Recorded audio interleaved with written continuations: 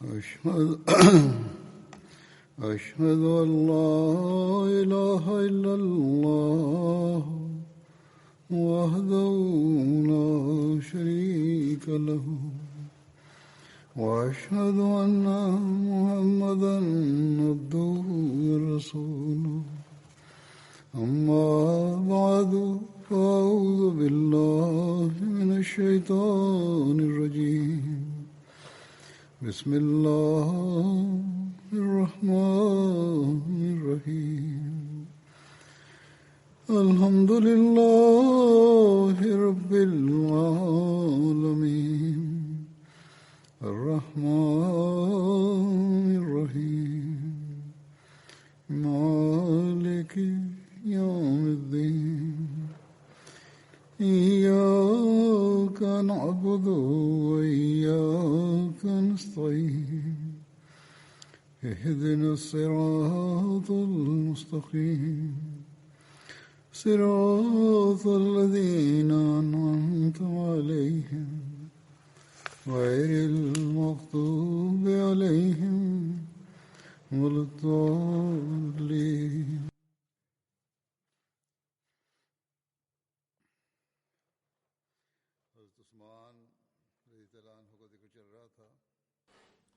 Masih melanjutkan berkenaan dengan Hadrat Utsman radhiyallahu anhu, yaitu tentang bagaimana kedudukan Hadrat Utsman dan bagaimana para sahabat memandang beliau, baik di masa kehidupan Rasulullah SAW dan juga setelahnya. Terkait hal ini, ada sebuah riwayat, Nafi meriwayatkan dari Hadrat Ibnu Umar bahwa beliau berkata, di masa Rasulullah SAW, kami kerap menganggap satu sama lain sebagai lebih mulia dan beranggapan bahwa Hadrat Abu Bakar adalah yang terbaik, lalu Hadrat Umar bin Khattab, lalu Hadrat Utsman bin Affan, radhiyallahu anhum. Riwayat Bukhari.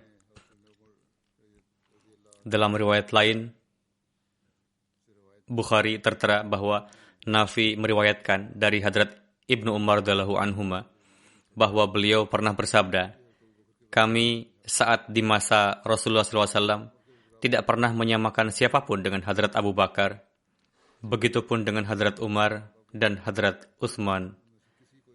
Dan selanjutnya kepada para sahabat Rasulullah SAW, dan tidak ada yang menganggap dirinya lebih unggul dari mereka itu. Kemudian, tentang riwayat-riwayat perihal disebutkannya Hadrat Utsman di antara orang-orang yang terbaik setelah Rasulullah, terdapat riwayat dari Muhammad bin Hanifah, di mana ia berkata, saya bertanya kepada ayah saya, Hadrat Ali, tentang siapakah sosok yang terbaik di antara manusia setelah Rasulullah SAW. Maka beliau berkata, Abu Bakar. Saya bertanya, setelah beliau siapa? Beliau berkata, lalu Umar. Selanjutnya, dengan takut saya bertanya, lalu siapa? Maka beliau menjawab, Hadrat Utsman. Kemudian saya berkata, wahai ayahku, siapakah setelahnya? Maka beliau menjawab, saya hanyalah sesosok orang biasa di antara segenap muslim. Mengenai hubungan Rasulullah SAW dengan Hadrat Utsman radhiyallahu anhu, pandangan beliau terkait kedudukannya dapat diperkirakan dari peristiwa di mana Rasulullah SAW tidak mensalatkan jenazah seseorang yang membenci Hadrat Utsman. Secara jelas sebagai berikut, Hadrat Jabir menyampaikan bahwa ada jenazah seseorang yang dibawa ke hadapan Rasulullah supaya disalatkan oleh Rasulullah. Namun Rasulullah tidak mensalatkan jenazah tersebut. Seseorang bertanya, wahai Rasulullah, sebelumnya saya tidak pernah melihat di mana Anda tidak mensalatkan jenazah seseorang. Atas hal ini Rasulullah bersabda, orang ini telah membenci Hadrat Utsman, sehingga Allah Ta'ala pun membencinya.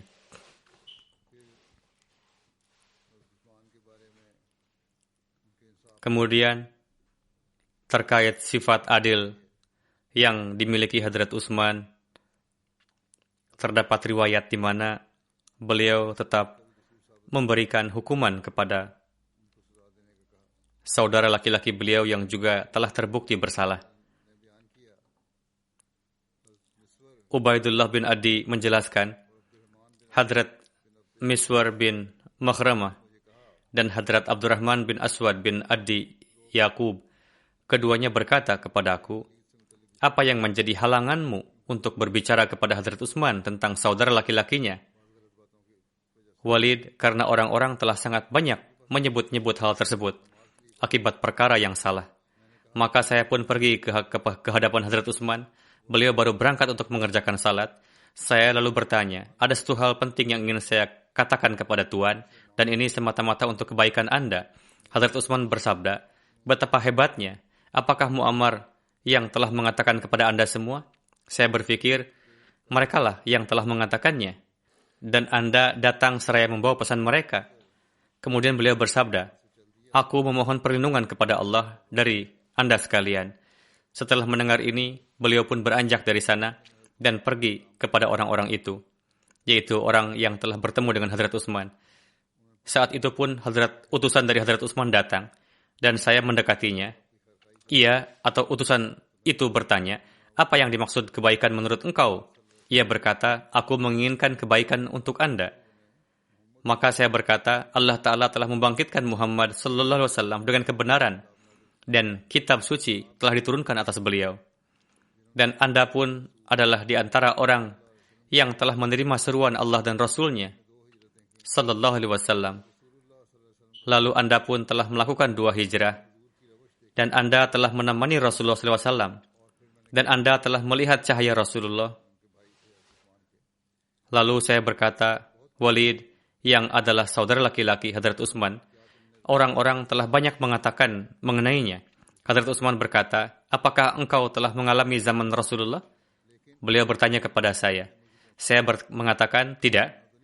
Namun saya mengetahuinya dari hal-hal yang engkau sampaikan. Saya tidak mengalami masa itu.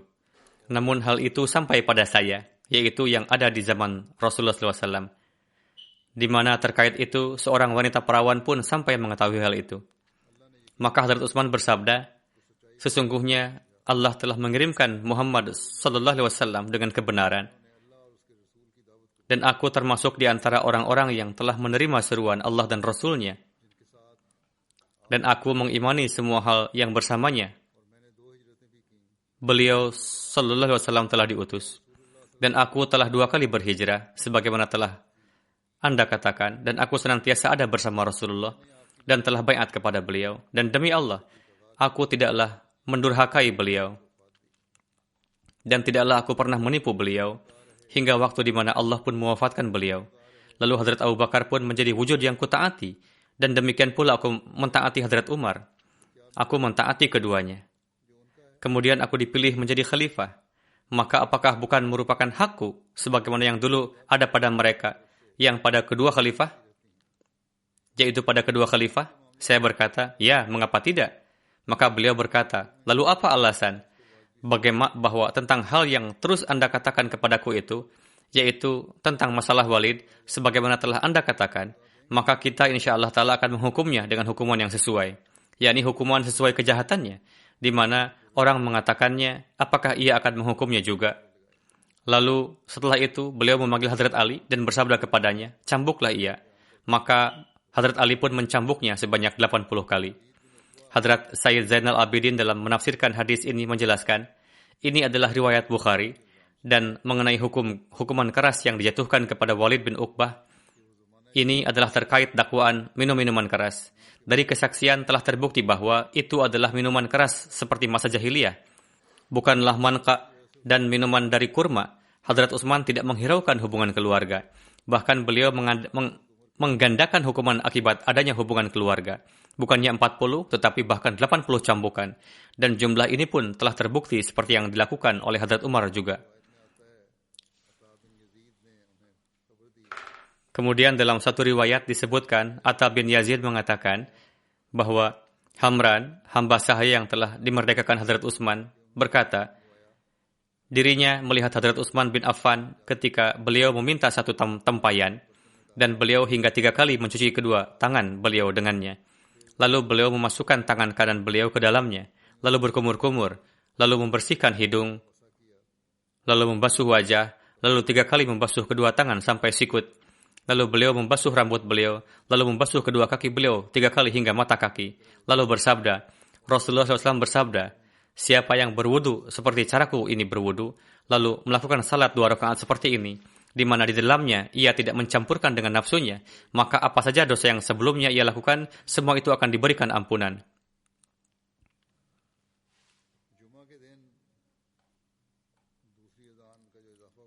Mengenai azan kedua yang ditambahkan di waktu Jumat, hal ini terjadi di masa Hadrat Utsman. Mengenai azan sebelumnya, secara jelasnya adalah sebagai berikut. Zuhri telah meriwayatkan dari Sa'ib bin Yazid bahwa azan pertama di hari Jumat adalah sebagaimana halnya yang terjadi di masa Rasulullah SAW, Hadrat Abu Bakar dan Hadrat Umar radhiyallahu anhuma, yaitu ketika imam naik ke mimbar. Di masa Hadrat Utsman dan saat itu orang telah sedemikian banyak, maka beliau menambahkan azan ketiga di Zuhra. Abu Abdullah berkata, Zuhra adalah satu tempat yang ada di pasar Madinah.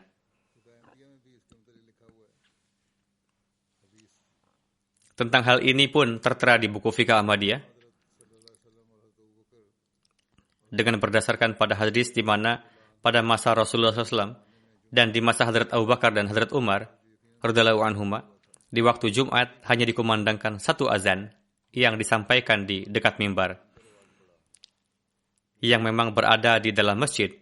Lalu kemudian di masa Hadrat Utsman dimulai azan kedua yang dikumandangkan di sisi pintu masjid, di mana muazin berdiri di atas satu pijakan batu yang dinamakan Zuhra. Pada kitab Syarah Sahih Bukhari, yakni Ni'matul Bari, tertera penjelasan hadis ini bahwa Ibnu Syihab Zuhri meriwayatkan dari Sa'ib bahwa mengenai azan ketiga yang terdapat dalam bab ini, yang dimaksud itu adalah iqamat. Jadi sebelumnya ada 2 azan, lalu dijadikan 3 azan.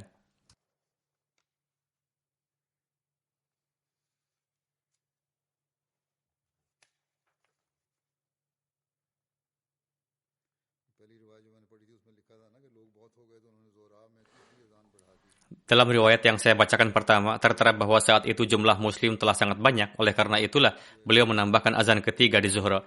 Maksud azan ketiga adalah, sebagaimana azan pertama dan kedua, takbir iqamat pun dinamakan sebagai azan juga.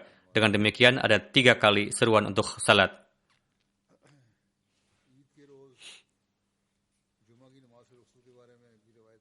Terkait tidak adanya salat Jumat pada hari Id pun terdapat riwayat, yaitu dari Abu Abid, hamba sahaya Ibnu Izhar yang telah dimerdekakan. Ia menjelaskan bahwa ia saat berada di belakang Hadrat Umar di kesempatan salat Id pada hari Idul Adha, sebelum beliau menyampaikan khutbah, beliau mengimami salat, lalu menyampaikan khutbah di hadapan orang-orang seraya berseru, "Wahai manusia, sesungguhnya Rasulullah telah melarang engkau sekalian untuk berpuasa di kedua hari Id. Itu adalah hari Id karena telah berbuka dari berpuasa. Dan kedua adalah hari di mana engkau memakan hasil kurbanmu." Abu Abid berkata, kemudian ia bermakmum di belakang Hadrat Utsman bin Affan sekali dalam kesempatan Id, di mana itu pun adalah hari Jumat.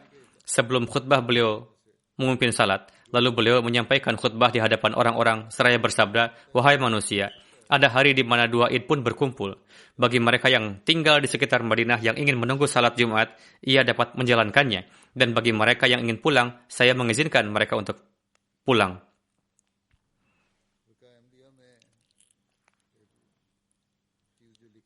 Ada satu hal yang tertera di dalam buku Fiqh Ahmadiyah di mana mengenainya saya masih belum menemukan bukti yang jelas. Di sana tertera bahwa apabila Jumat dan Id berkumpul dalam satu hari, maka setelah salat Id hendaknya jangan melakukan salat Jumat dan tidak pula zuhur. Bahkan lakukanlah salat asar di waktu asar. Mengenai ini Atta bin Rabah berkata, satu ketika Jumat dan Idul Fitri berkumpul dalam hari yang sama, Hadrat Abdullah bin Zubair bersabda, satu ketika dua salat id dijamak dalam satu hari. Keduanya dilaksanakan secara bersamaan. Jadi beliau melaksanakan kedua rakaatnya sebelum waktu tengah hari. Setelah itu tidak ada salat hingga waktu asar. Yakni di hari itu hanya salat asarlah yang dijalankan. Terkait ini masih perlu ada penelitian lebih lanjut. Ini jugalah yang disabdakan sebelumnya oleh Hadrat Khalifatul Masih Ar-Rabi dan beliau pun telah menelitinya. Sebelumnya saya berpikir untuk tidak melakukannya, namun tidak kunjung ditemukan satu riwayat pun yang secara langsung merupakan amalan dari Rasulullah SAW, di mana beliau pun meninggalkan salat zuhurnya. Hanya satu riwayat ini, yaitu dari Hadrat Abdullah bin Zubair. Mengenai ini perlu ada penelitian lebih lanjut.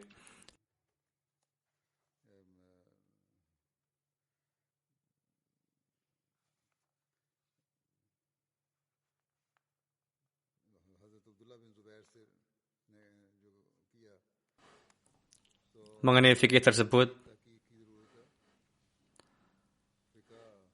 menurut saya akan ada revisi ulang dan hal ini perlu dilakukan penelitian lebih jauh, yaitu mengenai kebenaran apakah salat zuhur pun tidak dilaksanakan. Tidak mengapa jika salat Jumat tidak dilaksanakan, namun pernyataan bahwa salat zuhur pun agar tidak dilaksanakan, hingga kini tidak ada riwayat langsung dari Rasulullah atau dari para khalifah Rashidin yang ditemukan kecuali dari riwayat itu saja, yaitu hingga penelitian yang sekarang saya jalankan.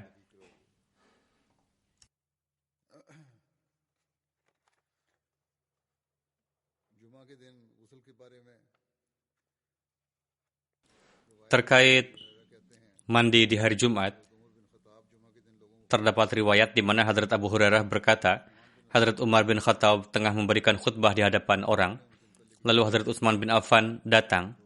Maka Hadrat Umar pun memberikan isyarah mengenai beliau seraya bersabda, apa yang terjadi pada orang-orang, sehingga ia pun datang terlambat meskipun setelah azan.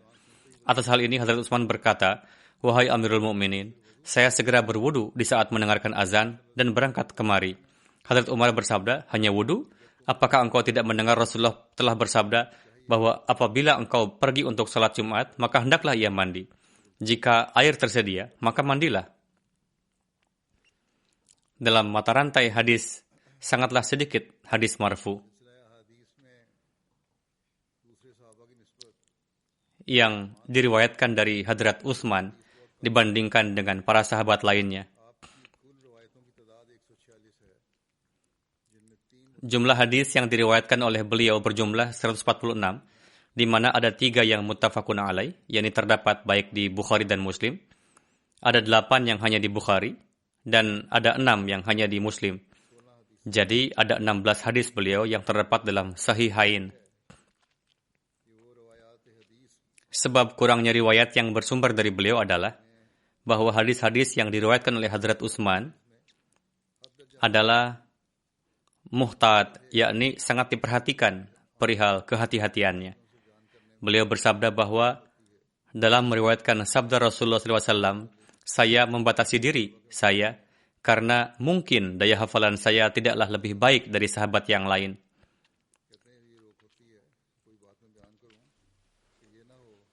Beliau bersabda bahwa hal ini menjadi halangan bagi saya, apakah saya menyampaikannya atau tidak, karena sebagaimana daya menghafal saya yang tidak sebaik sahabat lain, dan ternyata perkataan sahabat itulah yang benar. Maka karena itulah saya sangat berhati-hati dalam meriwayatkan sesuatu.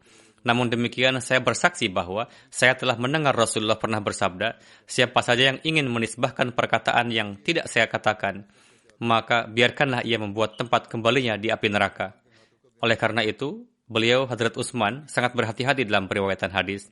Abdurrahman bin Hatib menyampaikan bahwa dirinya tidak melihat ada satu sahabat pun yang menyampaikan perkataan secara menyeluruh, namun beliau justru merasa takut dalam meriwayatkan hadis. Imran bin Abban berkata, satu ketika Hadrat Utsman bin Affan meminta air untuk berwudu. Beliau berkumur, lalu membersihkan hidung dengan air, lalu 3 kali membasuh muka, lalu 3 kali membasuh tangan, masing-masing sampai sikut, lalu membasuh atas kepala dan leher, lalu beliau pun tersenyum. Kemudian beliau bersabda kepada para sahabat beliau, mengapa engkau tidak bertanya tentang sebab saya tersenyum? Mereka berkata, "Wahai Amirul Mukminin, mengapa engkau tersenyum?" Beliau bersabda, "Saya telah melihat Rasulullah pernah meminta air di dekat tempat ini, lalu beliau pun berwudu seperti halnya. Demikian saya telah berwudu, lalu beliau pun tersenyum seraya bersabda kepada sahabat, 'Apakah engkau tidak bertanya, mengapa saya tersenyum?'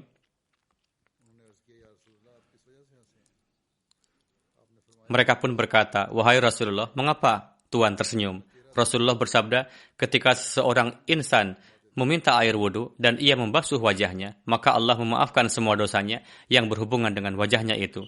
Lalu tatkala ia membasuh kedua sikutnya, seperti itulah yang terjadi. Lalu ketika ia membasuh kepalanya, maka seperti itulah yang terjadi. Lalu ketika ia mensucikan kakinya, maka seperti itulah yang terjadi.' Riwayat ini hendaknya disampaikan sebelumnya di halaman terkait wudhu.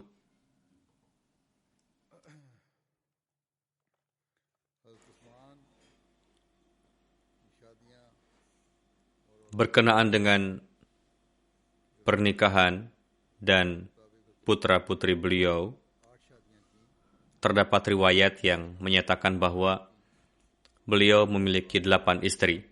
Semua pernikahan itu dilakukan pasca masuk Islam. Nama-nama istri dan putra-putri beliau diantaranya Hadrat Ruqayyah binti Rasulullah Sallallahu Alaihi Wasallam. Dari beliau terlahir putra yang bernama Abdullah bin Utsman. Kedua, Hadrat Ummi Kulsum binti Rasulullah. Setelah kewafatan Hadrat Ruqayyah, Hadrat Utsman menikahi beliau. Selanjutnya, Hadrat Fakhitah binti Ghazwan, saudari kandung Hadrat Utbah bin Ghazwan. Dari beliau terlahir putra yang bernama Abdullah, yang disebut dengan Abdullah Asghar.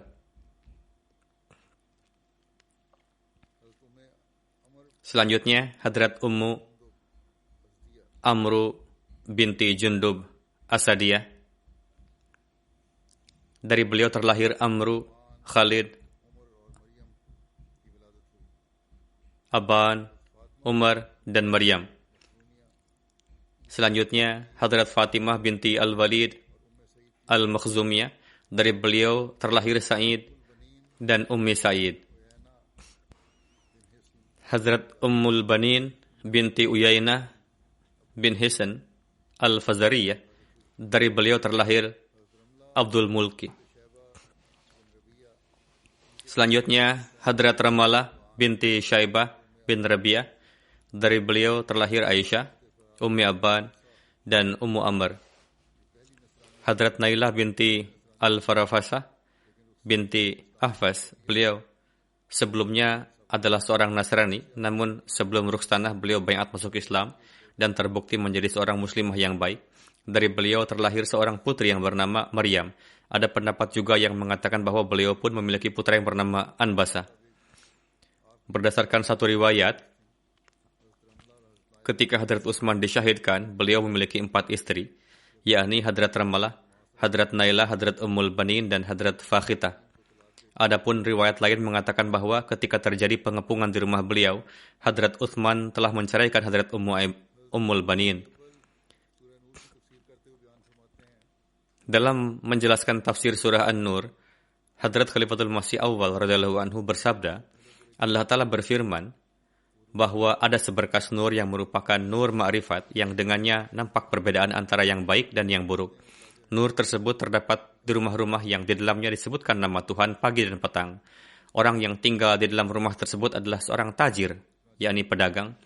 Meskipun rumahnya kecil, namun suatu hari Allah Ta'ala akan memperbesar rumah-rumah itu. Sebagaimana pengumpul Al-Quran adalah Hadrat Abu Bakar Siddiq, selanjutnya Hadrat Umar, kemudian Hadrat Utsman menerbitkannya. Lalu Hadrat Ali yang menyebarkan ilmu sejati kepada dunia. Hadrat Khalifatul Masih pertama bersabda, saya juga pernah mempelajari secara langsung beberapa ma'rifat Al-Quran dari Hadrat Ali. Hadrat Khalifatul Masih awal bersabda, dalam ruku ini Allah Ta'ala juga memberitahukan bahwa khilafat tidak akan pernah ada di antara Ansar, melainkan akan tetap ada di antara Muhajirin. Allah juga menyatakan bahwa mereka akan ditentang oleh Muslim dan juga oleh orang-orang kafir. Persis seperti inilah penentangan terhadap Hadrat Abu Bakar karena beberapa orang tidak mendukung khilafat. Allah Ta'ala telah memberikan contoh kedua kelompok tersebut sebagai berikut. orang yang menganggap fata morgana di gurun seperti air, sementara yang lainnya adalah mereka yang akan menentang meskipun berada dalam samudera syariat.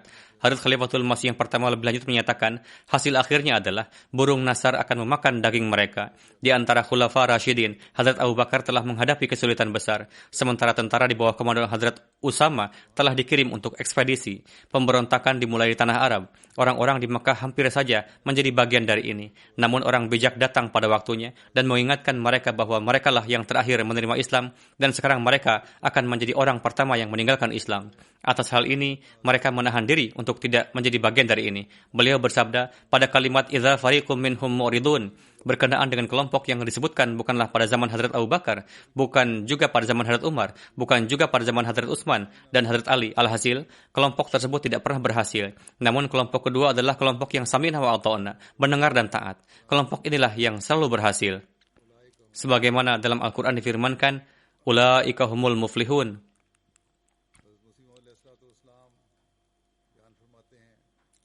Hadrat Masih Maud Islam bersabda,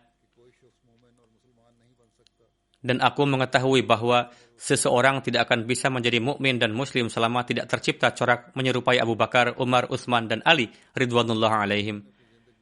Mereka tidak mencintai dunia, bahkan mereka telah mewakafkan hidup mereka di jalan Allah Ta'ala.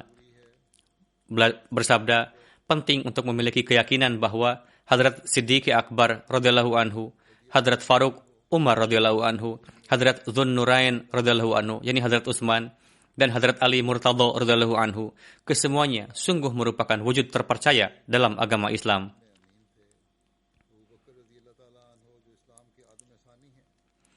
Abu Bakar radhiyallahu anhu yang merupakan Adam kedua dalam Islam, begitu juga Hadrat Umar Faruq, Hadrat Utsman radhiyallahu anhu. Jika seandainya tidak ada amin atau terpercaya sejati dalam agama, maka pada hari ini akan sulit bagi kita untuk dapat menyatakan suatu ayat Al-Quran berasal dari Allah Ta'ala.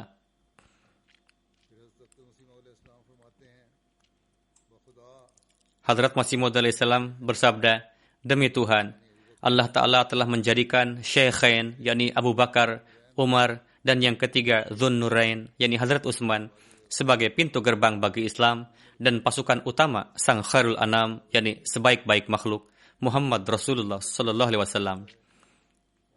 Barang siapa yang mengingkari kemuliaan mereka, melecehkan dalil-dalil otentik mereka, tidak bersikap hormat kepada mereka, bahkan terus merendahkan mereka, dan mencaci maki dan bermulut lancang kepada mereka, saya khawatir akan nasib akhir kehidupan dan rusaknya iman orang-orang yang seperti itu. Adapun konsekuensi bagi orang-orang yang menyakiti, melaknat, dan melontarkan tuduhan kepada mereka adalah hati mereka akan keras, dan murka Tuhan yang Maha Rahman akan menimpa mereka. Saya telah mengamati dan secara terbuka mengungkapkan hal ini, tak terhitung banyaknya bahwa menaruh kebencian dan permusuhan terhadap orang-orang mulia ini adalah salah satu faktor utama yang memutuskan ikatan manusia dengan Tuhan yang Maha Pemberi Berkat. Siapapun yang menaruh permusuhan terhadap mereka, maka jalan untuk meraih rahmat dan belas kasihan atas orang itu akan ditutup. Pintu ilmu dan ma'rifat tidak akan dibuka lagi baginya. Allah Ta'ala akan membiarkan mereka dalam keinginan dan kesenangan dunia, dan mereka dilemparkan ke jurang nafsu duniawi, dan Dia mengusir mereka dari ambang ilahi, dan mereka tetap luput. Hadrat Masih Maud alaihissalam kemudian bersabda, apapun kemajuan Islam yang dicapai setelah Nabi sallallahu alaihi wasallam adalah melalui tiga sahabat ini, yaitu Hadrat Abu Bakar, Umar, dan Utsman. Kemudian dalam menjelaskan perihal Syiah, Hadrat Masih Maud alaihissalam bersabda, apa yang bisa dikatakan tentang caci makian yang kalian lontarkan? Anda telah lancang kepada segenap sahabat, kecuali segelintir di antaranya. Selain itu, kalian mengutuk istri Nabi sallallahu alaihi wasallam, ibu dari orang-orang beriman. Anda juga mengklaim bahwa Al-Quran telah dikurangi dan ditambahkan, dan menyatakan bahwa Al-Quran saat ini adalah Al-Quran Utsman dan bukan dari Allah Ta'ala. Kalian menganggap Islam seperti tanah terlantar yang benar-benar kering dan tandus, artinya benar-benar kosong dari hamba-hamba Tuhan yang benar.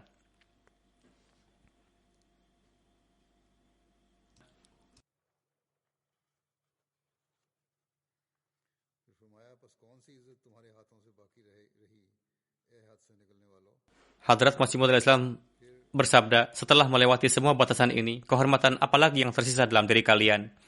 Beliau bersabda,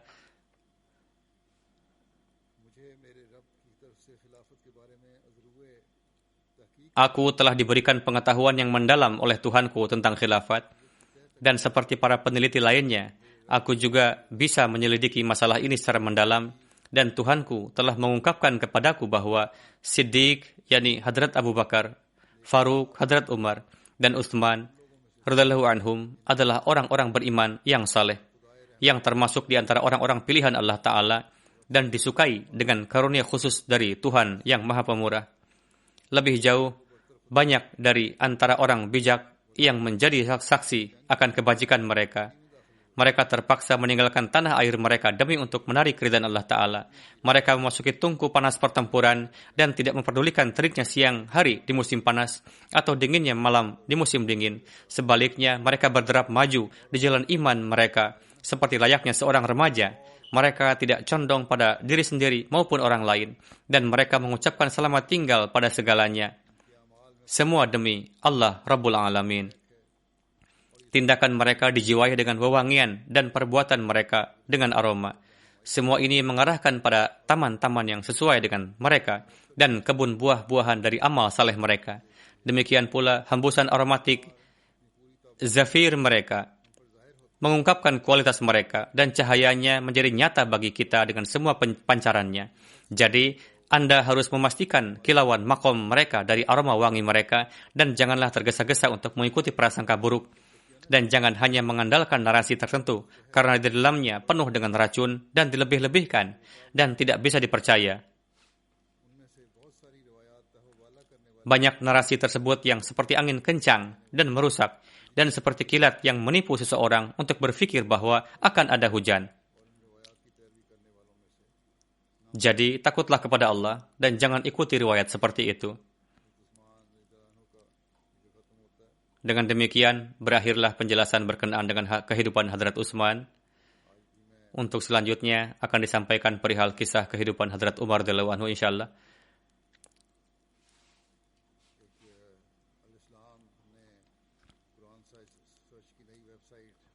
Tim Al-Islam telah menyiapkan versi pertama dari situs pencarian Al-Quran baru, holyquran.io. Situs web ini dapat diakses secara terpisah dari situs Al-Islam. Kita dapat melakukan pencarian untuk setiap bab, ayat, kata, atau pokok bahasan dalam bahasa Arab, Inggris, dan Urdu melalui mesin pencari terbaru. Hasil pencarian dapat dilihat melalui terjemahan jemaat dan gair. Di bawah setiap ayat, kita dapat membaca tafsir, topik, dan berbagai ayat lainnya yang berhubungan dengannya. Pekerjaan lebih lanjut dalam memproduksi konten sedang berlangsung, dan versi berikutnya akan disiapkan pada Jalsah Salanah UK 2021, insyaAllah.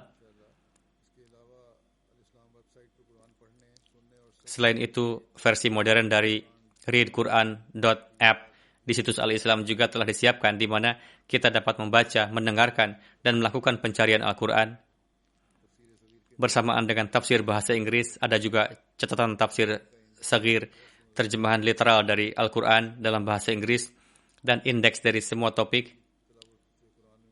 Ini juga termasuk berbagai fitur lain yang akan bermanfaat untuk tilawat Al-Quran sehari-hari.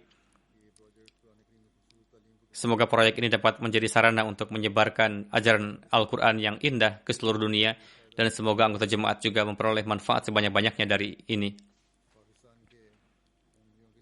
Saya juga ingin menghimbau Anda untuk mendoakan para Ahmadi di Pakistan. Semoga Allah telah memperbaiki keadaan mereka dan memberikan kemudahan bagi mereka. Demikian pula, semoga Allah telah memberikan ketabahan kepada para Ahmadi di Aljazair dan memperbaiki kondisi yang saat ini mereka alami. Sekarang saya akan sampaikan zikri khair beberapa jenazah dan akan menyalatkannya nanti. Banyak sekali permohonan yang diterima, namun sulit untuk menyampaikan semuanya dalam khutbah. Saya akan sampaikan sebagiannya. Selebihnya telah termasuk, namun tidak disebutkan namanya.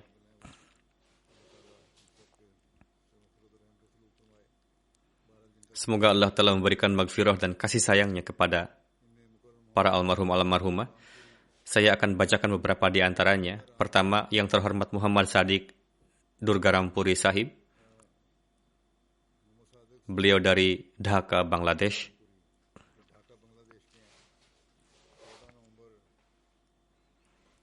Pada 14 November 2020 wafat pada usia 75 tahun. Inna lillahi wa inna ilaihi raji'un. Selain beberapa posisi lain dalam jemaat, beliau mendapatkan taufik untuk berkhidmat untuk waktu yang lama sebagai Sekretaris Nasional Waqfinau. Beliau melakukan kunjungan secara rutin untuk melakukan pertemuan dengan para Waqfinau dan juga orang tua mereka, dengan pergi ke jemaat-jemaat yang jauh-jauh. Beliau juga rajin pergi ke masjid meskipun dalam keadaan sakit. Beliau adalah seorang musi, meninggalkan istri, 3 putra dan 1 putri. Jenazah berikutnya, seorang almarhumah bernama Mukhtaran Bibi Sahibah, istri dari Rashid Ahmad Atwal Sahib Darul Yaman Rabwah. Beliau adalah mertua dari Naim Bajwa Sahib, Prinsipal Jamiah Mubashirin, Burkina Faso. Beliau wafat pada 16 Januari. Innalillahi wa inna ilaihi raji'un. Beliau telah mendapatkan taufik berkhidmat di Majelis Amilah Lajnah Imailah Darul Yaman Gharbi untuk selama 17 tahun. Beliau mendapatkan taufik untuk memberikan pengorbanan harta di berbagai negeri. Allah Ta'ala telah memberikan taufik kepada beliau untuk berkorban harta senilai ratusan ribu rupiah. Beberapa jam sebelum wafat pun, ketika mata beliau terbuka, berkata, "Di mana gelang-gelang emas saya?" Beliau mengatakan kepada putra beliau, "Tolong kamu jual gelang-gelang ini dan uangnya serahkan kepada Pak Ketua yang nilainya sekitar 350 ribu rupiah." Almarhumah berpesan untuk membelikan antena parabola untuk keperluan MTA. Pada tahun 1995, 2 putra beliau wafat karena kecelakaan. Almarhumah tabah dalam menghadapi insiden tersebut, tidak pernah menyebut-nyebut dan mengeluhkan kejadian itu, dan ridho atas keridaan Allah Ta'ala.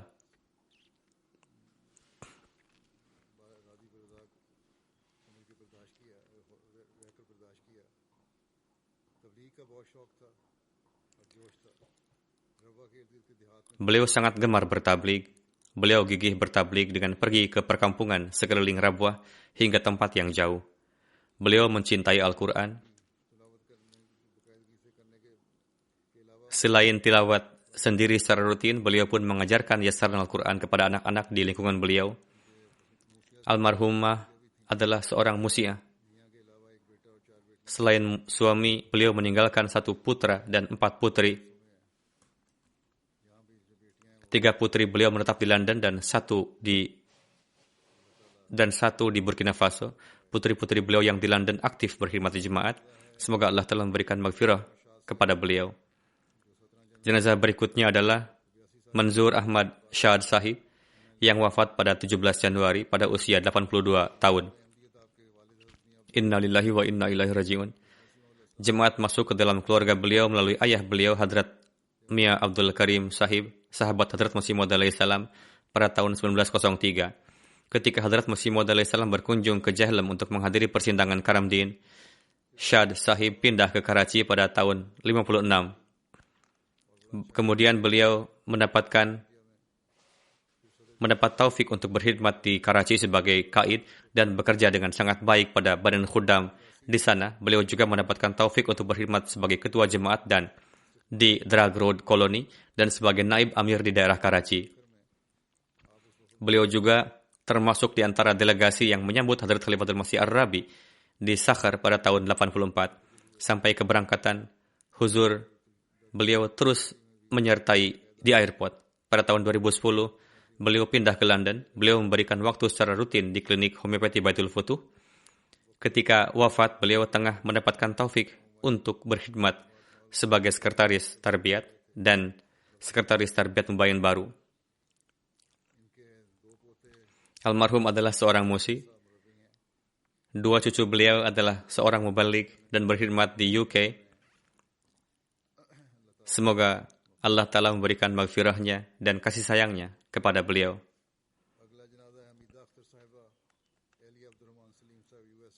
Jenazah berikutnya Hamidah Akhtar Sahibah, istri dari Abdurrahman Salim Sahib of USA, wafat pada tanggal 19 Januari pada usia 92 tahun. Inna lillahi wa inna ilaihi raji'un. Allah Ta'ala memberikan taufik kepada beliau untuk berkhidmat di Lajnah Imailah Karachi dan Rawalpindi untuk masa yang panjang, yakni 50 tahun. Beliau juga pernah berkhidmat sebagai sekretaris umum dan ketua LI dan pengawas qiyadat. Beliau sangat mencintai khilafat. Beliau juga menasihatkan anak-anak untuk menjalin hubungan dengan khilafat dengan penuh ketulusan. Sepanjang umur beliau dawa mendirikan salat fardu dan tahajud. Beliau mengatur secara khusus untuk mentilawatkan Al-Quran dan mengajarkannya. Beliau mengajarkan Al-Quran kepada anak-anak beliau sendiri dan juga anak orang lain. Beliau juga mendapatkan kemuliaan untuk umrah. Beliau seorang musi'ah. Beliau meninggalkan 5 putra dan 2 putri. Sebagian besar di antaranya berkhidmat di jemaat dalam berbagai posisi. Di antaranya Dr. Abdul Salam Sahib dan Dr. Khalik Malik Sahib berkhidmat dengan sangat baik. Semoga Allah telah memberikan maghfirah dan kasih sayangnya kepada beliau. Jenazah berikutnya adalah Mukarram Nasir Peter Lutsin Sahib, seorang Ahmadi berkebangsaan asli Jerman. Beliau wafat pada 20 Januari. Inna lillahi wa inna ilaihi raji'un. Putri beliau menuturkan, pada suatu hari tahun 1983, orang tua saya melewati pasar utama kota Hanover. Tiba-tiba pandangan beliau tertuju ke sebuah stol yang di dalamnya hanya terdapat meja yang di atasnya terpajang beberapa buku perkenalan. Di balik meja tengah berdiri 2 pemuda yang berasal dari luar negeri. Beliau berkenalan dengan para pemuda itu. Ternyata itu adalah stol tabligh Jemaat Ahmadiyah. Sebagai perwakilan Islam, almarhum melontarkan beberapa pertanyaan kepada para pemuda itu dan membawa pulang beberapa literatur jemaat.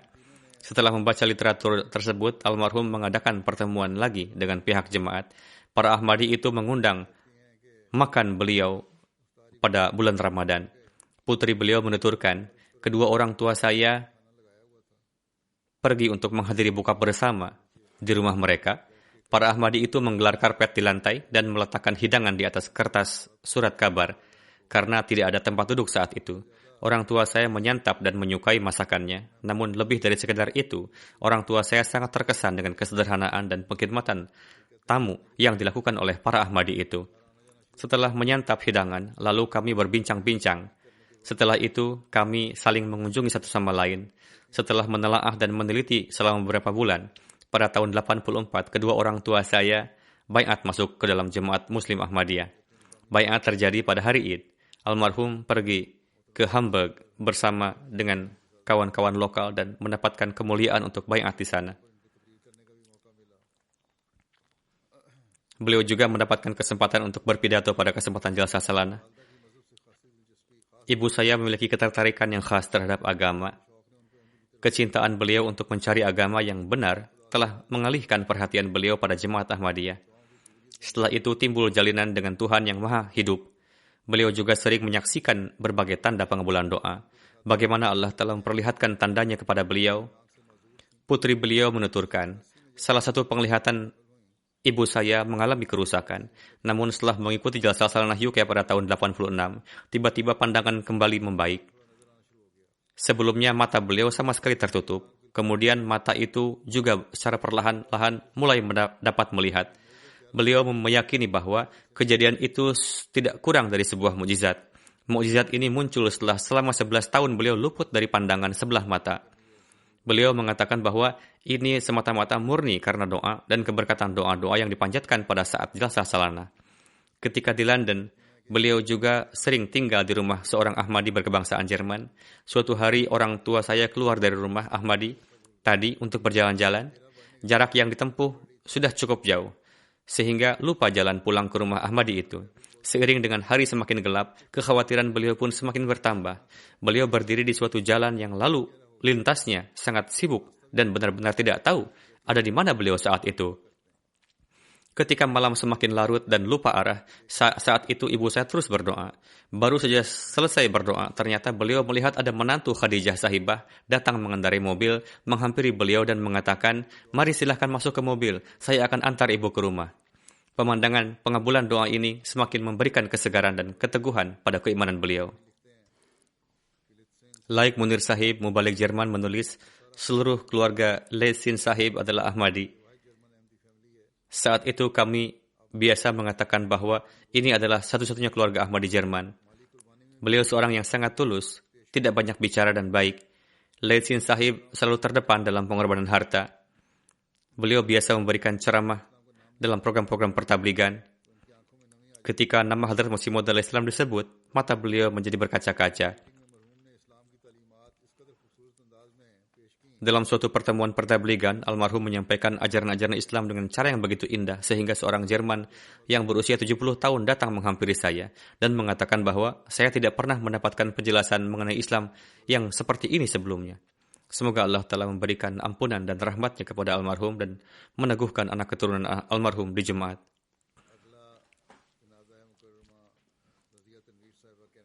Jenazah selanjutnya, yang terhormat Razia Tanwir Sahibah dari Kanada, istri dari Khalil Ahmad Tanwir Sahib, mubalik jemaat yang merupakan wakil prinsipal Jamiah Rabwah. Beliau wafat di Kanada pada 27 Januari pada usia 58 tahun.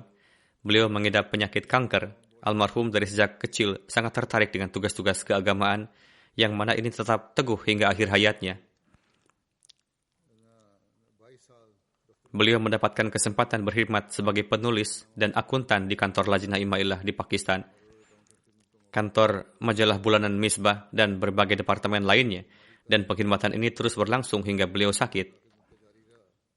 Almarhum mendapatkan taufik banyak bekerja sama dengan Hadrat Choti Apa Sahibah dan mempelajari banyak hal serta mendapatkan taufik dari doa-doa beliau. Semoga Allah Ta'ala memberikan ampunan dan rahmatnya kepada beliau. Jenazah selanjutnya, Mia Manzur Ahmad Ghalib Sahib, putra Mia Sher Muhammad Sahib dari Doda, distrik Sargoda. Beliau wafat pada 7 Februari. Inna lillahi wa inna ilaihi raji'un. Kakak laki-laki beliau mendapatkan taufik menerima jemaat pada tahun 55. Kemudian beliau pindah ke Rabwah bersama kakak laki-laki beliau dan di sana beliau baiat. Putra beliau yang ada di Belgia menuturkan, beliau seorang yang sangat mencintai khilafat dan dalam ketaatan kepada khalifah, beliau tidak melakukan penafsiran, melainkan mengamalkan persis seperti yang disampaikan khalifah, dan saya mengenal beliau secara pribadi. Dan sungguh beliau seorang yang mengkhidmati jemaat dengan penuh keikhlasan dan kesetiaan serta mentaati khilafat. Beliau seorang yang mengutamakan agama di atas dunia, seorang pengkhidmat agama, ramah terhadap tamu, sederhana, peduli dengan orang-orang miskin, penuh kasih sayang, dan memiliki kepribadian yang memikat hati. Dengan karunia Allah Ta'ala, beliau mendapatkan taufik berkhidmat sebagai sekretaris Mal, sekretaris Waqf Jadid, sekretaris Tahrik Jadid di Hudamul Ahmadiyah, daerah Ansarullah daerah, dan di jemaat pada level daerah di Sargoda, dan beliau melaksanakan pengkhidmatannya dengan sangat baik. Seorang cucu beliau, Safir Ahmad Sahib, adalah mubalik jemaat yang saat ini berkhidmat di private secretary. Semoga Allah telah memberikan ampunan dan rahmatnya kepada almarhum.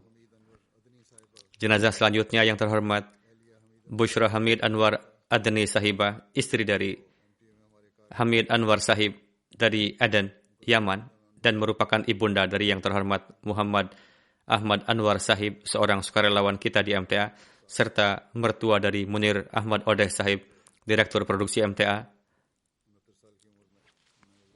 Beliau wafat pada 14 Februari di usia 69 tahun. Inna lillahi wa inna ilaihi raji'un.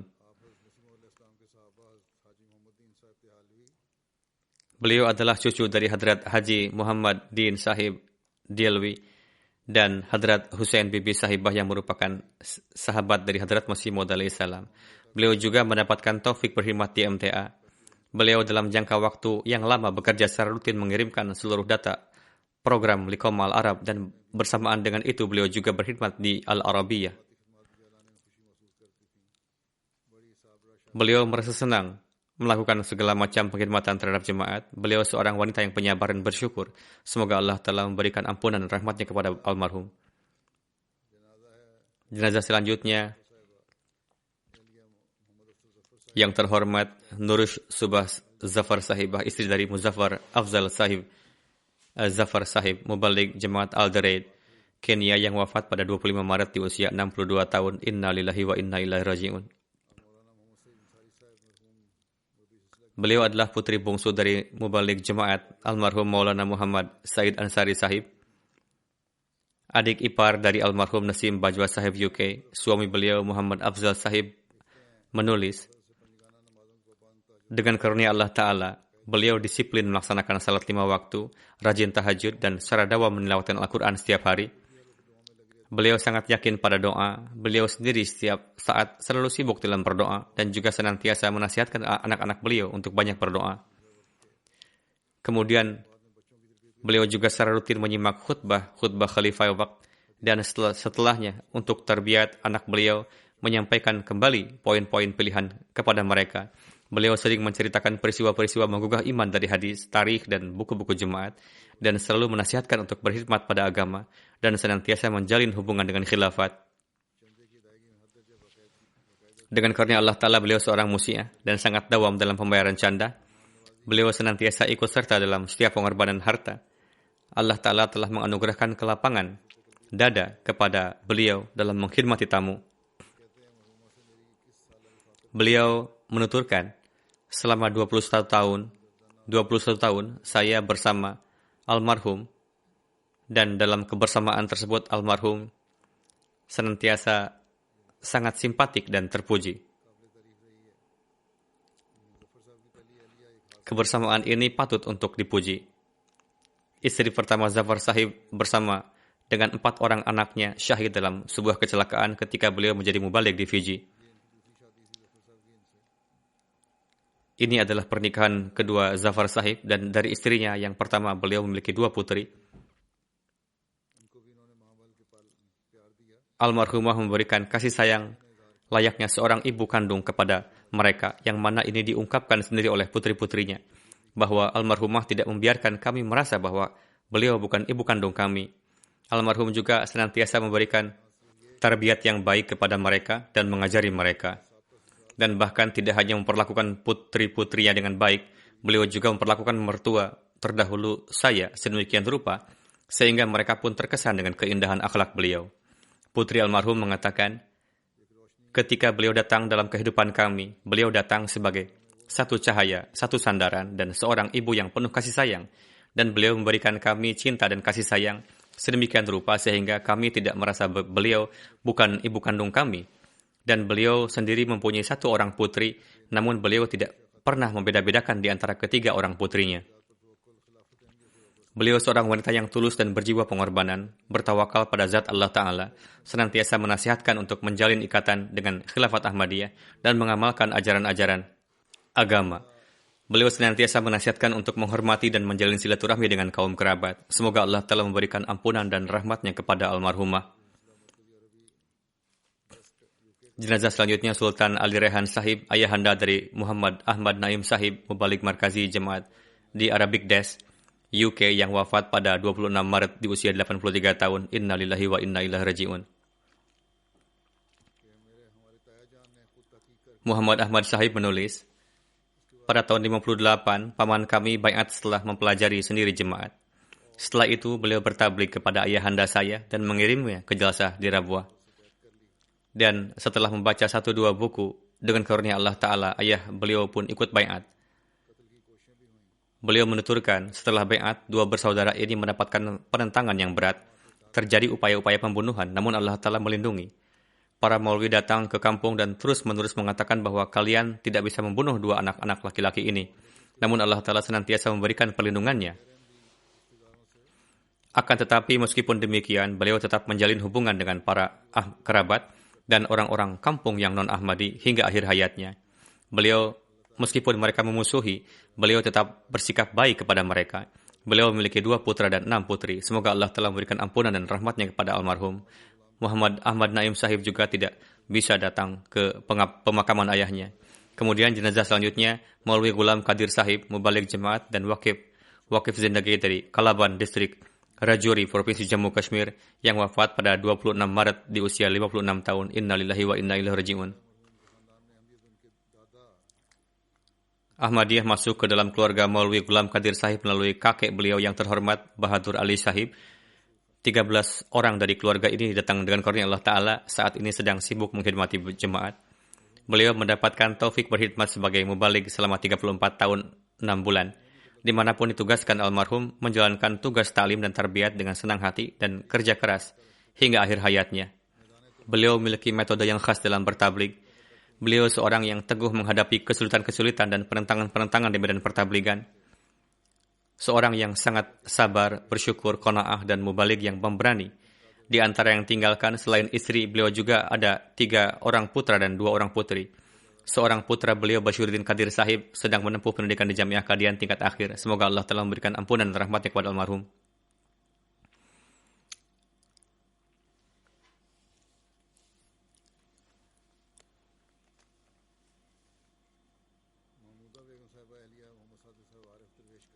Jenazah selanjutnya, Mahmudah Begum Sahibah Arif, istri dari Muhammad Sadiq Sahib, seorang darwish Qadian yang wafat pada 1 April disebabkan oleh gagal jantung. Innalillahi wa inna ilaihi raji'un.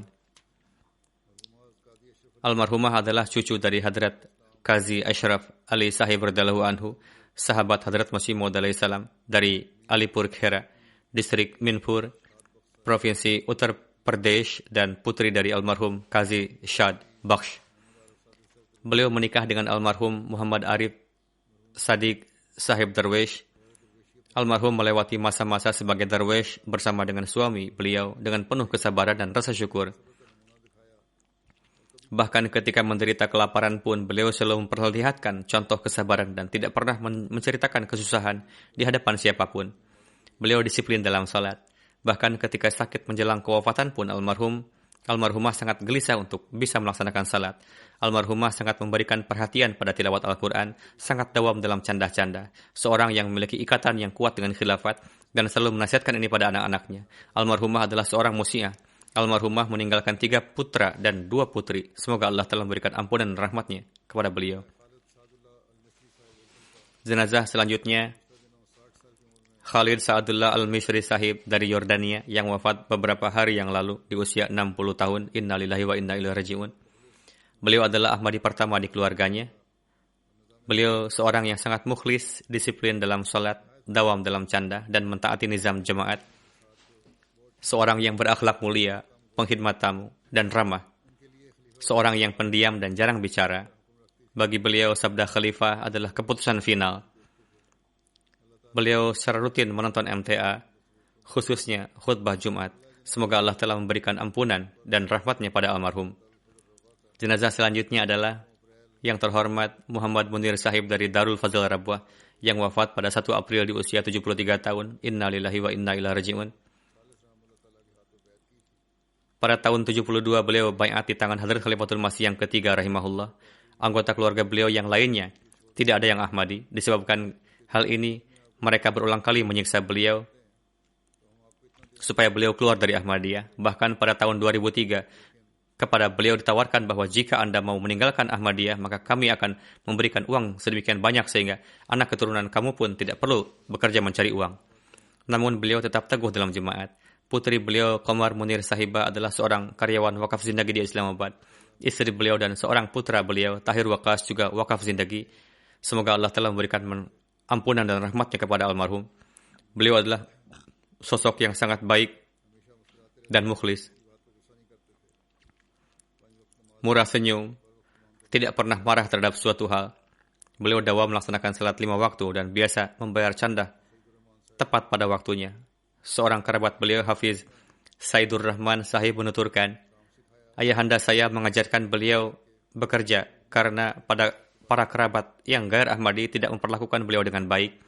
Maka almarhum datang kepada ayahanda saya yang memiliki toko di dekat sana. Ayahanda saya mengajarkan beliau bekerja di tokonya dan almarhum mulai tinggal di rumah beliau. Beliau secara dawam pergi ke masjid untuk salat dan biasa duduk di saf pertama. Beliau juga sangat senang bertablik sehingga beliau bersama istri beliau sering pergi kampung-kampung di sekitar Rabwah untuk melakukan pertabligan. Semoga Allah telah memberikan ampunan dan rahmatnya kepada almarhum. Jenazah selanjutnya Master Nazir Ahmad Sahib dari Darul Barkat Rabwah yang wafat pada 4 April di usia 80 tahun. Innalillahi wa inna ilaihi raji'un. Ahmadiyah masuk ke dalam keluarga beliau melalui ayahanda beliau, almarhum Mia Umardin Sahib bin Mia Karamdin Sahib dari Data Z distrik Sialkot. Beliau mendapatkan hidayah di usia 15 tahun dan pada tahun 14 atau pada jelasah ke-15 beliau baiat di tangan Khalifah kedua radhiyallahu anhu. Beliau mendapatkan petunjuk melalui mimpi. Kemudian ketika Master Nazir Sahib tinggal di Sargoda, para guru di sekolah memboikot beliau. Di sekolah tersebut, putra beliau yang berusia 9 tahun dilukai oleh seorang siswa dengan pisau.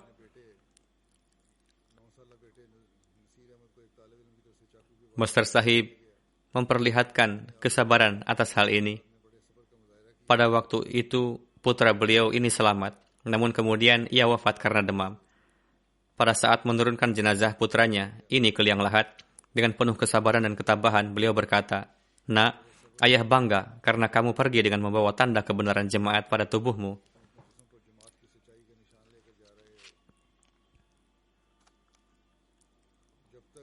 Ketika beliau tinggal di kampung tersebut sebagai guru, dapat menggantikan kekosongan mubalik atau muallim. Beliau sendiri melaksanakan tanggung jawab tersebut.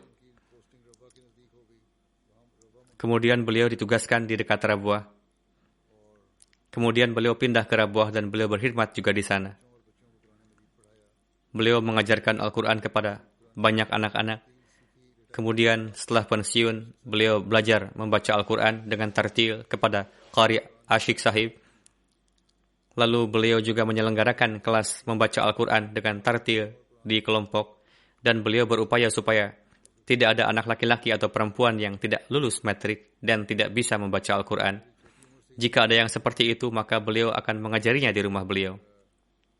Almarhum sejak masih kecil sudah rajin tahajud dan ketika dikarenakan corona di Rabwah, dikenakan pembatasan pada beliau, yakni yang berusia di atas 60 tahun hendaknya jangan pergi ke masjid, maka beliau melaksanakan salat 5 waktu dan salat Jumat di rumah dengan penuh perhatian.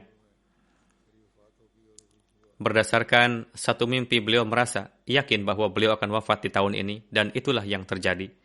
Beliau memiliki 3 orang putra dan mungkin 1 orang putri.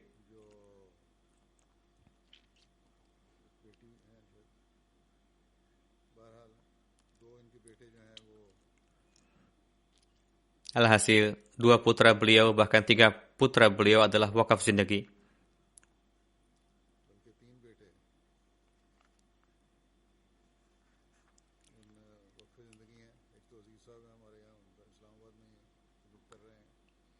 Yang pertama adalah Aziz Sahib yang berkhidmat di sini di Islamabad. Yang kedua Nasim Ahmad Sahib, mubalik jemaat di Rabwah.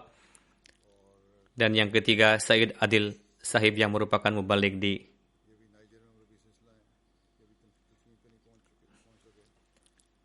Nigeria. Beliau juga tidak bisa hadir dalam pemakaman. Semoga Allah telah melimpahkan ampunan dan rahmatnya kepada almarhum dan memberikan kesabaran dan ketabahan kepada semua yang ditinggalkan dan memberikan taufik pada mereka untuk dapat meneruskan kebaikan-kebaikan para almarhum.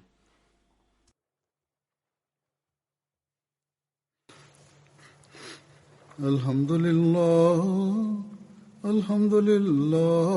nahmaduhu wa nasta'inuhu wa nastaghfiruh wa nu'minu bihi wa natawakkalu alayhi wa na'udzu billahi min shururi anfusina wa min sayyiati a'malina.